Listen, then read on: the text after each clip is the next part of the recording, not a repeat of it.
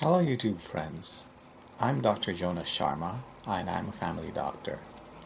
I would like to share with you one important component of managing this coronavirus pandemic that we are facing right now that we seem to miss.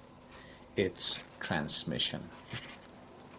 The known main mode of transmission of this virus is by person to person through respiratory droplets. Some of these droplets land on a surface and survive a few days. Some stay floating in the air for hours. Some may land on a host and start the cascade of the disease process. During ordinary speech, the droplets can reach to about a meter. This is the reason for the 1 meter social distancing. However, during forceful cough, sneeze, or loud laugh, it can reach up to 10 feet or maybe more. Therefore, we must also focus on stopping the escape of these droplets from those that have it in order to stop its spread. Not all people that have the virus are sick. Some are simply carriers. They are who we call the asymptomatic carriers. Some get sick later after the incubation period. What is the incubation period? The incubation period is the time from when the virus enters the body until the person having it manifests with signs and symptoms. This period ranges from 1 day to 12 days, but for uniformity it was pegged at 14 days. The period of illness ranges from 7 to 14 days, up to 20 days, or even longer. So on the average, the course is about a month. This is the basis for the 1-month quarantine period. Since we really do not know who may be carrying the virus, unless they test positive, of course, which could take some time to know, it is very difficult to control its spread unless we do the following measure. Now here it is. Face mask. We all must wear face masks until the quarantine period is over. This is not to protect oneself from getting the virus, but rather from its escape from the person that has it.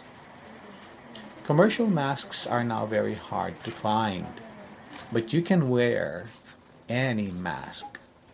Mask made from clothes, towels, or hankies, or anything that can hold the droplets from getting out.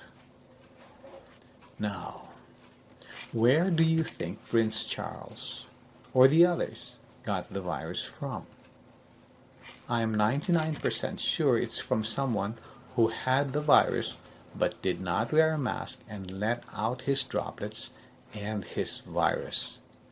The virus can only survive in a host person.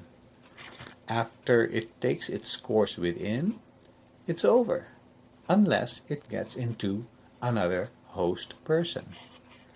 This cycle will never end until all persons on earth will have been infected. Some will survive, some will die, but we don't know who will survive and who will die. But how would you know who has the virus? This is next to impossible. We must assume that everyone is infected. If everyone in the whole world wore a mask for 6 weeks, the following would be the effect. 1.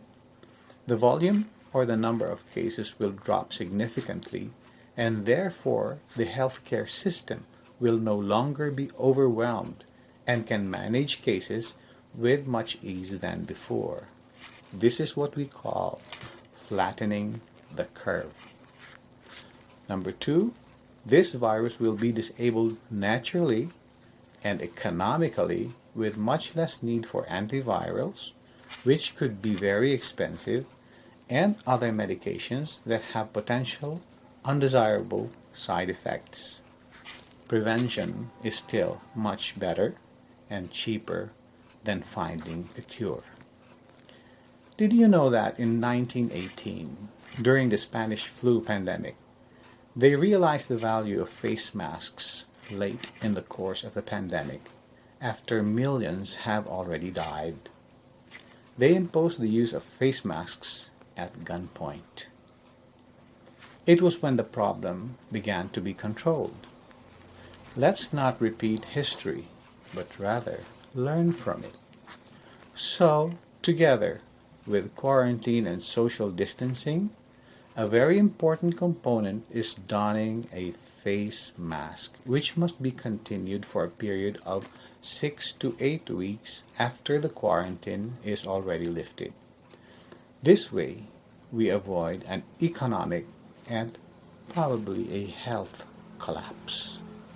Until today, I still see on TV persons, politicians in session, the public in other places not wearing masks. And it is also where cases are highest in number. So I plead to the whole world to help control and bring down this pandemic by simply wearing your masks. Thank you and good day.